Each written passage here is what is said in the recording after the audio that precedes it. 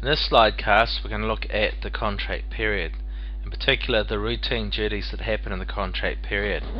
Now, by routine duties, I mean the stuff that happens day to day.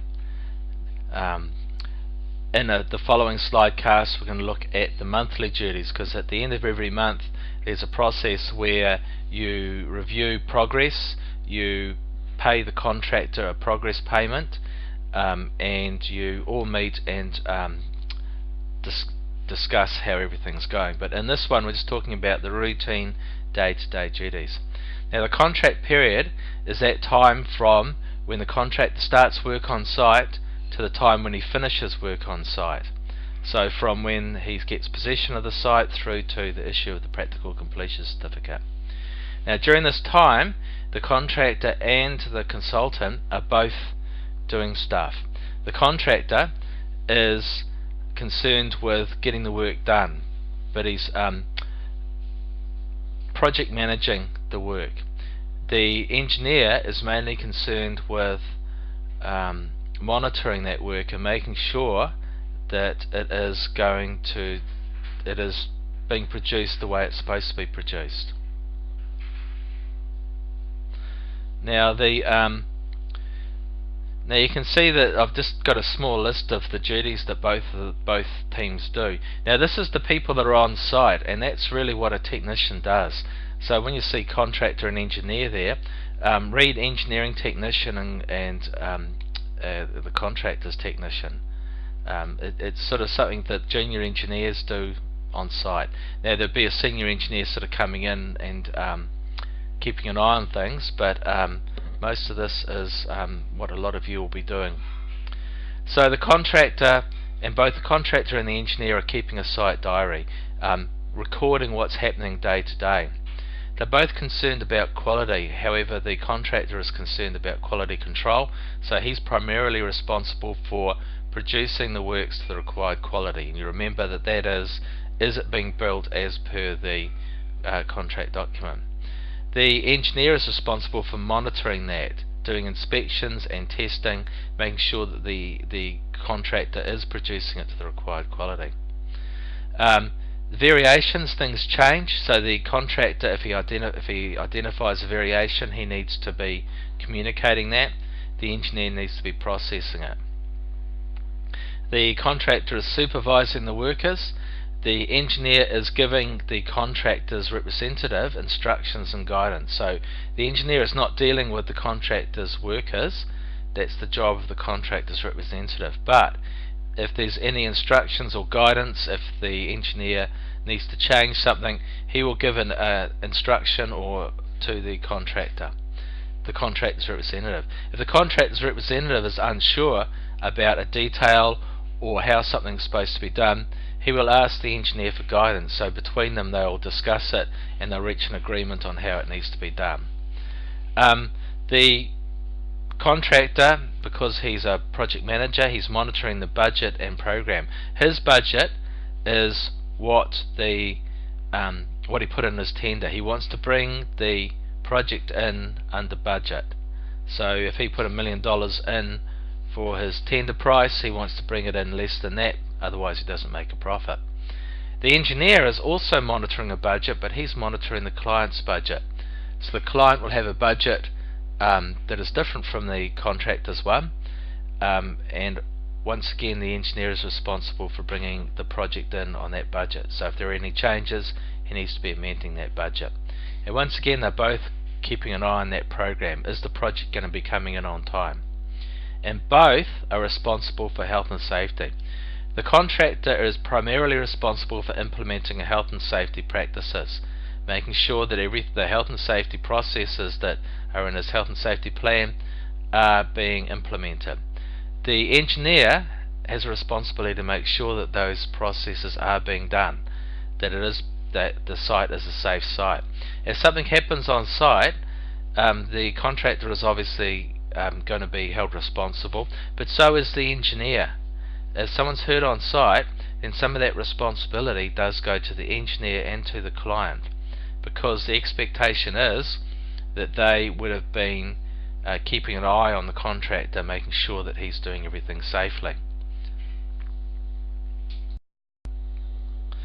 So the site diary is a daily record of on-site activities and issues. So you on the left is an example of the diary. You fill in the contract number, the project title, who the people are involved, the date, normally the time, describe what work is going on, any instructions, any discussions, what the weather's like, is it good, cloudy, and that's quite important because the contractor might come back and be claiming time for wet weather, for example, and if that's not recorded in the site diary, then how are you going to prove it? How are you going to prove the effect on the works? You're also concerned about what the state of the site is. Is it flooded? Is it mucky? Is it impossible to work there? Or is it okay to work? So you need to be making a good assessment of that and recording it. You need to be saying what work's happening, what resources are on site, what activities are happening. Materials delivered to site, people and machines on site, and any other issues that might have occurred. There might be you've had a communication with a neighbour or something like that. That should be written down. It may be that the two, that the contractor and the consultant have had a discussion. That needs to be recorded. So everything is recorded. Now, it may seem a bit mundane, but oftentimes it's the site diary that saves you if there's a dispute. You can pull out the site diary and say, no, you guys weren't able to work on that day because it was pouring down with rain and the site was really mucky. And the only way you know that is because you recorded it at the time. You're not going to remember. Now, another excellent way of recording what's going on site is to be taking photos every day. Nowadays, with electronic digital photography and electronic storage, you're able to take a lot of photos and store them. So here's a picture of a site. The top photo there shows an overall site photo, and what I used to like to do was the first few photos I'd take would be from right back, overlooking the whole site. With a reasonable resolution, you can actually zoom in to most parts of that photo and get a general idea of what machine is there, what it's actually doing, what the state of the work is. So a photo tells you a hell of a lot more than what your diary would. So it's always a good idea to be snapping away, taking lots and lots of photos. In addition to those overall photos, the bottom photo shows a detailed one. So when you've, say, installed a whole lot of pipes before they're all covered in, you want to take a few detailed photos, because the next day that pipeline's going to be buried and you're not going to be able to see the details. So it's always good to be taking photos of details, especially if they're going to be buried or hidden later on. Now, both people, both the contractor's representative and the engineer's representative, should be keeping a site diary and taking lots of photos, because they are both representing different parties. So if there is a dispute, one person pulls out his diary and his photos, and the other one pulls out his diary and his photos, and then you present your arguments based on that. Instructions and testing. You need to be checking the work and materials meet the contract specifications. This is mainly what is done by both parties. The contractor will be doing his inspections and testing, and then and then he'll probably be telling the engineer when other inspections are required. So it might be that the contract document requires the engineer to do some inspections as well. It may be that the contractor's already done the inspection. So for example, when reinforcing steel is being laid, the contractor's representative will have gone through and measured the reinforcing spacing, checked that they had the right bars in, make sure they had the right cover and things like that. And then he'll call up the engineer's representative and say, we're ready to do the pour. Then the engineer's representative will come on site and do much the same thing. Okay, that means that the contractor is doing it first of all to sort of make sure that yes, we've done it properly. The engineer's representative, is doing it so because he is the one that has to certify that the works have been built properly. So they don't just trust the contractor's word for it, they go there and they do the inspection. So inspections are you look at or you measure the work. The testing is you carry out a specific test on the materials or works. So on the left hand side there you can see an inspection record for site welding. So when you're welding polyethylene pipe, every weld needs to be recorded and documented. So you can see that there's a whole little checklist things there that the person doing the inspection would fill in. Now it may be that this inspection record is normally done by the contractor, and then they'll hand it over to the engineer for every weld. So you can see that there's all this information that he needs to record, and then he'll take a copy and give it to the engineer. Both parties will keep copies on their files, because once again it is evidence that that weld has been done properly. It's all part of that quality that we talked about before. It's important that quality is done, but it is also shown to have been done. So this means that you fill in that sheet of paper, put it into your file, and you can prove that that weld was done properly. So it's part of the quality control. It's filling an inspection record in. And the other form on the right hand side is another site inspection. Just tick or cross all, so it's like a checklist. So you go through and say yes, the work area has been isolated from the local traffic. So once again it's making sure that the site is safe. Bit of a checklist. So using checklists like this, or requiring them to fill in the blanks, is usually the best way to do an inspection so nothing gets missed. Communications.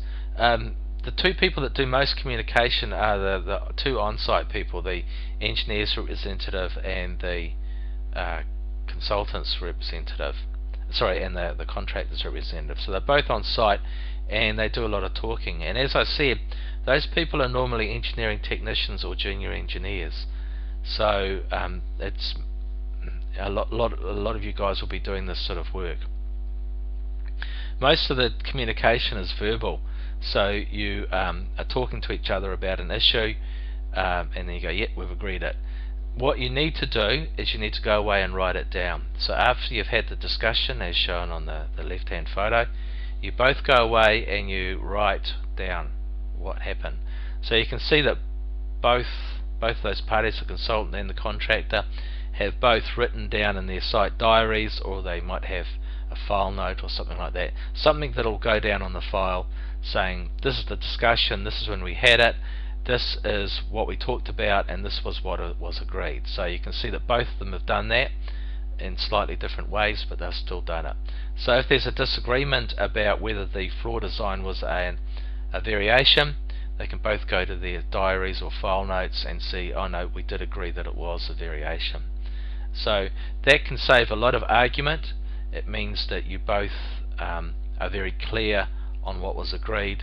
And a month later you can go to your diary or your file note and see what would actually happen. You won't remember the conversation a month later, but you will be able to read the notes that you take. Contract instructions. They are formal written instructions issued by the engineer to the contractor. So what would happen is something might change, or the contractor might ask for a clarification or something like that. So the contract instruction is a formal communication. It's the contractor, the engineer, saying this is what you need to do. So you can see in this one here, they struck rock. The contractor came up to the engineer and said, we've struck rock, we need to use blasting, we need your permission to do it. The engineer went away, sort of talked to a few people, came back and said yes you can, but instead of doing it verbally they put it in a contract instruction, and was very so you can see it's very specific. It says that you're allowed to use blasting from there to there. It references a discussion and it gives that date, so it's very important that you if you do have a discussion, you reference the date. And notice at the top there the contract instruction number 3. So the contract instructions are given a sequential number. So if the contractor gets, the next day the contractor gets contract instruction number 5, and he's got contract instructions 1, 2 and 3 and 5, he knows that there's one missing. He'll ring up the engineer and say, excuse me, what's contract instruction number 4? It's missing, I haven't got it. So by numbering it sequentially, you're able to make sure that the contractor is getting all of the contract instructions. Also notice down the bottom the copies are sent to the engineer and the principal's representative, so everyone is kept in the loop, so to speak. Variations. I've never been on a contract that didn't have some changes to it, and the contracts are allowed to do that. You're allowed to add variations, as you saw when you looked at the general conditions. So this is an example of a variation order. So once the variation has been agreed, a variation order is something from the engineer to the contractor saying, yes, this variation to the contract is agreed. The tender price, the contract price, has now been amended to this amount of money. So you're keeping track of changes to the budget. And so there's no argument about whether it was a variation or not. You can see that once again the variation orders are sequentially numbered to make sure that you can keep a track of all the orders that have been posted. Health and safety. Both parties are responsible. The contractor is responsible to develop the health and safety system and implement it. The engineer is responsible for monitoring it, making sure it's happening, it's being done. He doesn't actually do the health and safety inspections. He makes sure that they are, he makes sure that they are being done. He makes sure that the people are actually complying with them. If they're not, then he goes to the contractor's representative and says what's happening. It's not good enough. You can see that this this picture here, we pulled it from one of the previous slide casts, shows the health and safety plan. So the contractor should have one of these for every work item. So he's got a plan of what's going on. The engineer's representative should have copies of this so that he can go to site, and if they're excavating a trench, for example, he will stand there and he'll say, are the workers staying clear of the digger? Are they all wearing reflectorized jackets? So he'll be going down that right hand column, checking that all of those hazard control methods are actually in place. If they're not, then he will be pulling up the contractor on it and saying you're not complying to your health and safety requirement.